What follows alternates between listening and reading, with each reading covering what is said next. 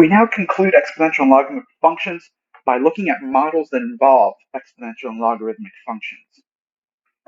So the most common exponential model is known as a growth or decay model.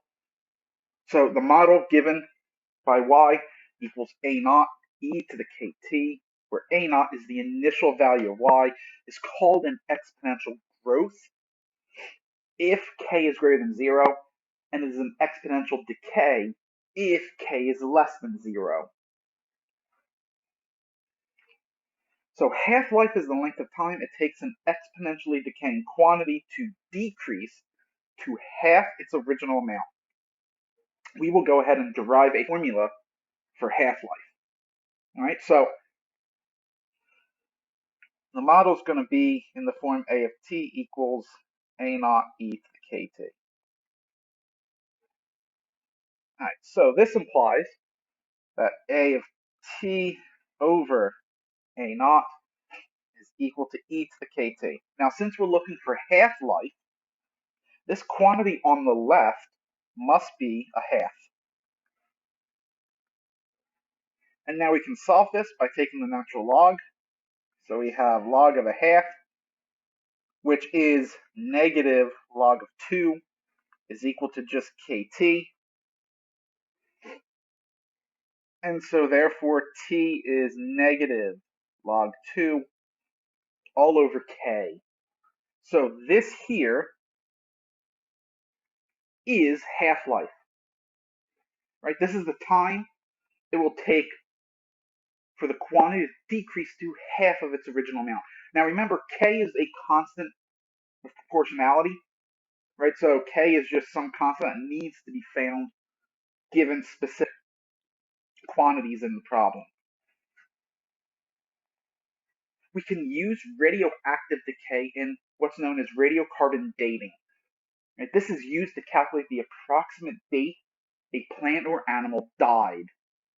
What it does is it compares the difference between the ratio of two isotopes of carbon in an organic artifact or fossil to the ratio of those two isotopes that's present in the air. It is believed that this method is accurate to within about 1% error for plants or animals that died within the last 60,000 years. So carbon-14 is a radioactive isotope of carbon that has a half-life of 5,730 years. Most of the carbon on Earth is carbon-12, which is not radioactive. Scientists have determined the ratio of carbon-14 to carbon-12 in the air for the last 60,000 years by using tree rings and other organic samples of known dates. This ratio has only slightly changed over the centuries. So we're going to derive a formula to determine the age of a fossil using radiocarbon dating. We will let R equal A over A naught be the amount of carbon-14 remaining in the fossil that is expressed as a decimal. So again, we use the formula A of t is equal to A naught e to the kt.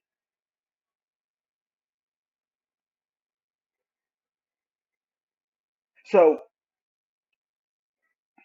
we find k. So A of t over A naught. We know the half-life is 5730. So 1/2 is equal to e to the 5730k. So this means that negative log 2 is equal to 5730k, which would mean that k itself is negative log of 2 over 5730. And so A of t is A naught e to the negative log 2 over 5730t. Now, A of t over A naught, which is equal to R, is equal to e to the negative log of 2 over 5730 times t. So this means that the log of r is equal to negative log of 2 over 5730 t, or that t would be negative 5730 log of r all over log of 2. So this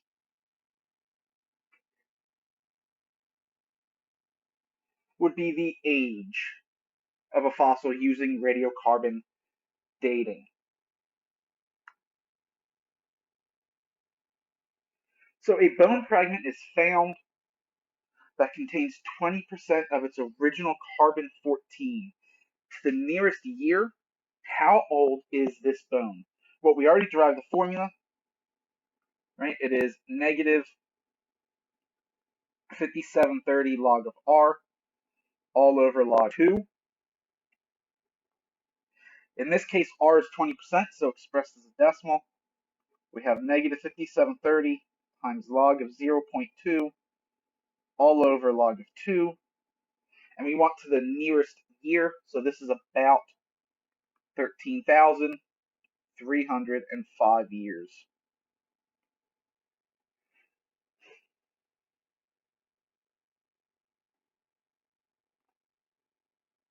Doubling time is the length of time it takes an exponentially growing quantity to increase to twice its original amount. We wish to derive a formula for doubling time. So again, we start with a of t equals a naught e to the kt. If we divide by a naught, we get a of t over a naught. And since we're looking for doubling time, this ratio should be 2.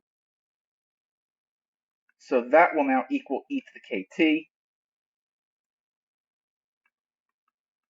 So this means that the log of 2 is equal to kt, and so doubling time is log of 2 divided by k.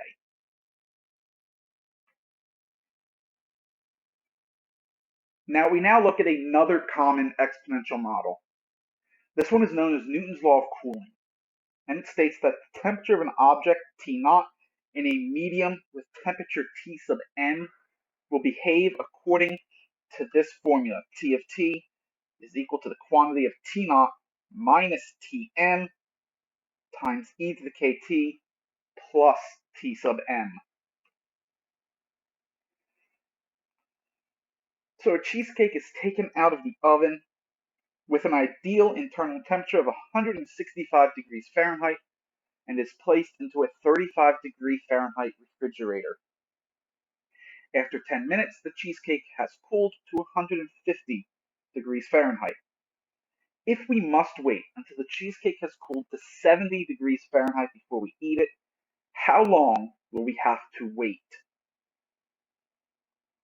So in this problem, the initial temperature, T naught, is 165 degrees Fahrenheit, and the temperature of the medium is the freezer, or I'm sorry, the refrigerator, which is 35 degrees Fahrenheit. So our model will be T of t is equal to the quantity of 165 minus 35 e to the kt plus 35, and so we get 130 e to the kt plus 35. We now need to find the value of k. So to do this, we use what we know. After 10 minutes, the cheesecake is now 150. So we take t of 10, which is 130 e to the 10k plus 35, set that equal to 150, and now solve for k. So 130 e to the 10k is equal to, subtract 35 from 150, we get 115. So e to the 10k, we now divide by 130. So it'd be 115 over 130, which is 23 over 26. taking the natural log, we get 10k is equal to the log of 23 over 26.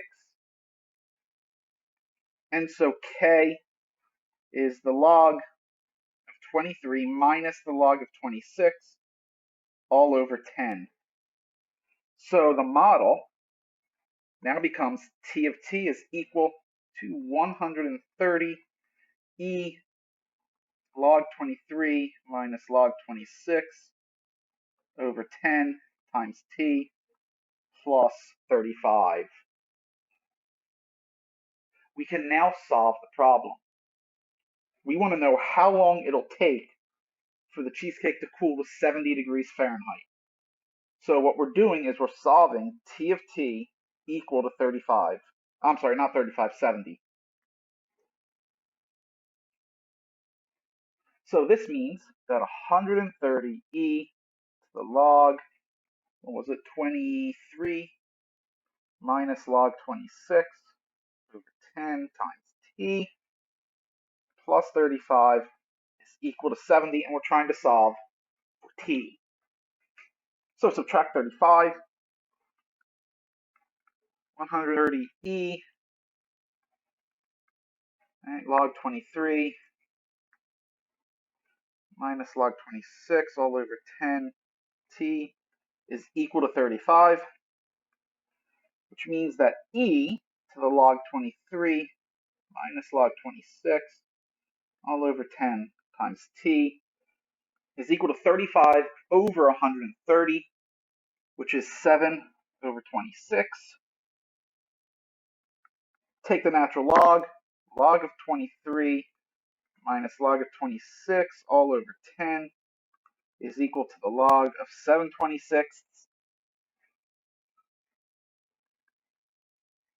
I'm sorry, that's all times t, right? So t itself would be 10 times the log of 7 over 26 over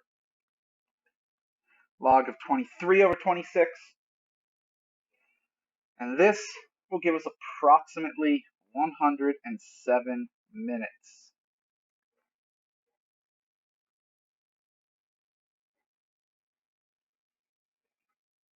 So one last type of model to look at, and that is called logistic growth.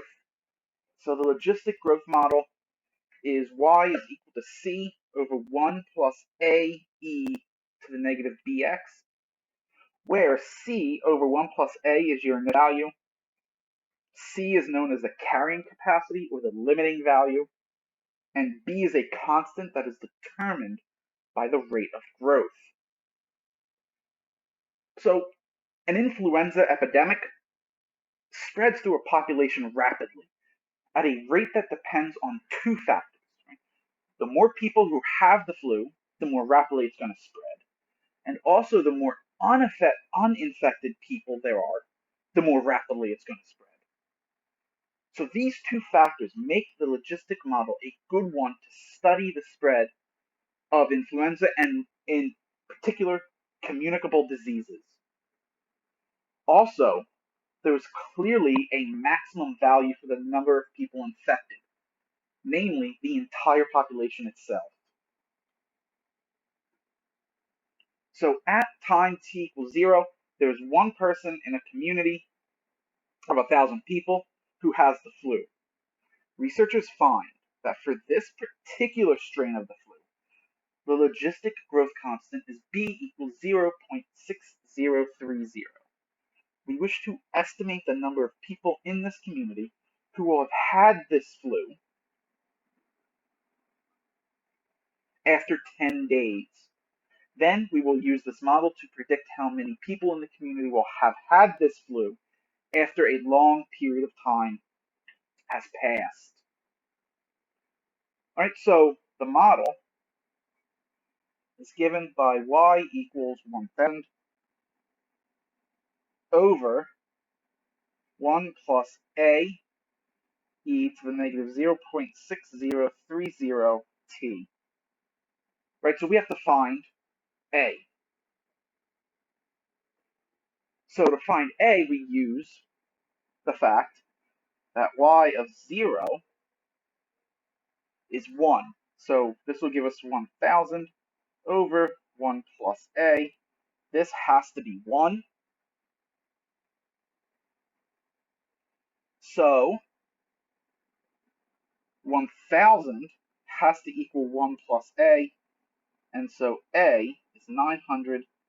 I have no idea what just happened there. It's 999. So the model we're going to use is y of t is equal to 1,000 over 1 plus 999 e to the negative 0.6030 times t.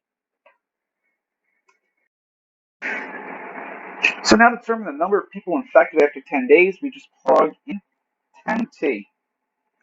So we get 1,000 over 1 plus 999 e to the negative 0.6030 times 10.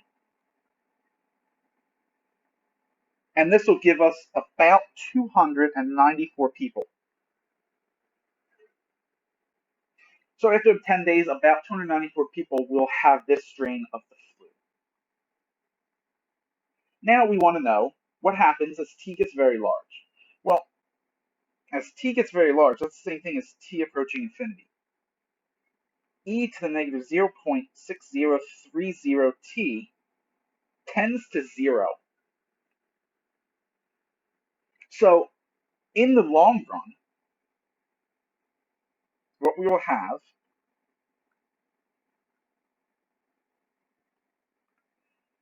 is 1,000 over 1 plus 999 e to the negative 0.6030t will tend to 1,000 over 1 plus 0, which is 1,000.